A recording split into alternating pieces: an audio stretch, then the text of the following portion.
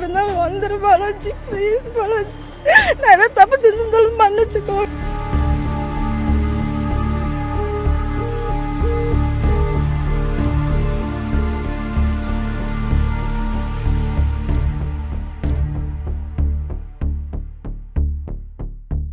பேர் காமாட்சிங்க சார்.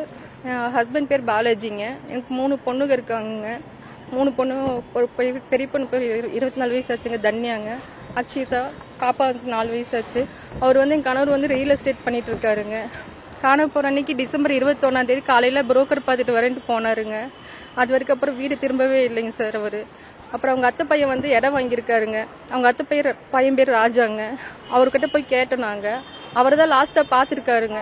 லாஸ்டா பார்த்து ஃபுல்லாமே அவர் கூட ஒரு 1 மந்த்தா கம்யூனிகேஷன் பண்ணதே அவர் கூட தாங்க சார். கேட்டா எனக்கு தெரியலன்ட்டாங்க. அவரையும் கூப்பிட்டு போலீஸ் ஸ்டேஷன்ல விசாரிச்சாங்க. அவங்க குடும்பத்தாரையும் விசாரிச்சாங்க சார். அப்புறம் அவங்க குடும்பத்தார் ஒண்ணுமே இது வரைக்கும் தெரியல அப்படின்ட்டாங்க சார். அப்புறம் போன் ஜனவரி 14ஆம் தேதி கூடலூர் தாண்டி சேரங்காடுங்கிற ஊர்ல கிடைச்சிச்சுங்க. போலீஸ்காரங்க தான் கூட்டிட்டு போனாங்க சார். போயிட்டு அந்த ஒரு பையன் கையில கிடைச்சிச்சுங்க. அப்புறம் அவனையும் கூப்பிட்டு அவன் மாத்தி மாத்தி முன்னுக்கு பின்னா பதில் சொன்னாங்க. ஆள் கையில கிடைச்சிச்சு, பஸ்ல கிடைச்சிச்சு அப்படின்லாம் சொன்னாங்க. கடைசியில் அவளை ஒரு நாள் வச்சு விசாரிச்சாங்க. அப்புறம் அவனையும் விட்டுட்டாங்க சார். இப்போ இது வரைக்கும் என்ன தகவல்னே தெரியல. அவர் டயாலிசிஸ் பேஷண்ட்டுங்க. கிட்னி ஃபெயிலியர் ஆகி 14 வருஷம் ஆச்சுங்க. வாரத்தில் 3 நாள் டயாலிசிஸ் பண்ணுங்க. காண போற அன்னைக்கு முதல் நாளும் டயாலிசிஸ் பண்ணிட்டு தான் வந்தாருங்க. புரோக்கர் பார்த்துட்டு வரேன்னு சனிக்கிழமை மணிக்கு போனாருங்க. 21/12/2024. இது வரைக்கும் எந்த தகவலுமே தெரியலைங்க சார். அப்படியெல்லாம் இல்லைங்க சார். ரியல் எஸ்டேட்டுங்க.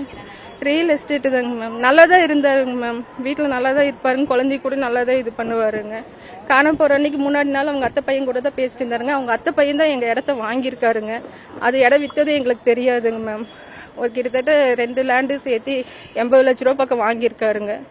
80 லட்ச ரூபாயும் அவர் கொடுத்துட்டாரா இல்லையா, இல்ல அந்த காசுனால ஏதாவது பிரச்சனை ஆயிருச்சா, எங்க போனாரு என்னன்ட்டு ஒரு தகவலுமே தெரியலைங்க மேம். இது நாள் வரைக்குமே அவருக்கு எங்கன்னு கூட ஒரு நியூஸுமே தெரியலைங்க. போன் மட்டும் கிடைச்சிச்சு. அவனையும் கூட்டு விட்டுட்டாங்க. இப்ப குழந்தைகளை வச்சுட்டு நான் கஷ்டப்பட்டு இருக்கேங்க மேம். நான் ரொம்ப கேட்டா அவங்க குடும்பத்தார் என் மேல சொல்றாங்க, அவ கொண்டிருப்பா, கொண்டு நாய்க்கு போட்டிருப்பா, நான் கொஞ்சம் நாய்களை வளர்த்துறேங்க, நாய்க்கு போட்டிருப்பா, அந்த மாதிரிலாம் சொல்றாங்க மேம். அவங்க என் மேல பழி சுமத்துறாங்க.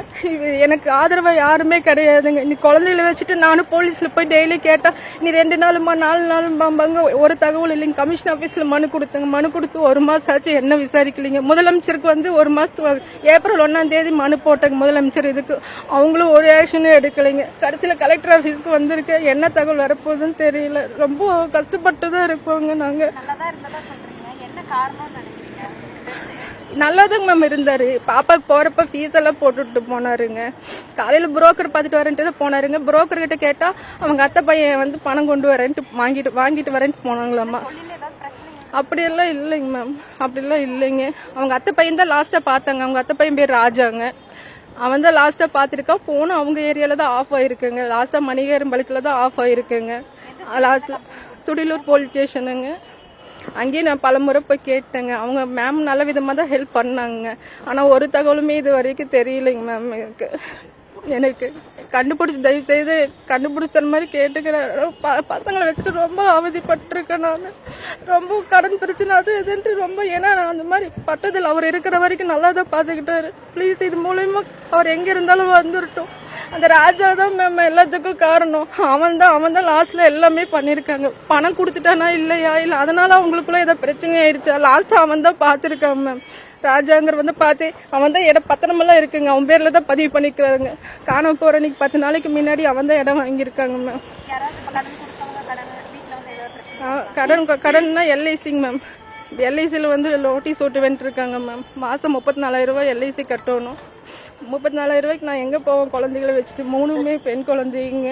அவங்களுக்கு ஃபீஸ் அது இதுன்னு இருக்கு. அவர் வந்தாதான் மேம் எனக்கு எல்லாமே. அவரை கண்டுபிடிச்சற மாதிரி கேட்டுக்கிற. பாலாஜி எங்க இருந்தாலும் வந்துரு பாலாஜி, ப்ளீஸ் பாலாஜி. நான் ஏதாவது தப்பு செஞ்சிருந்தாலும் மன்னிச்சுக்கோ. யாரு இங்க பார்த்தாலும் தயவு செய்து சொல்லுங்க ப்ளீஸுங்க. கண்டிப்பா ஹெல்ப் பண்ணுங்க மேம் ப்ளீஸ். நான்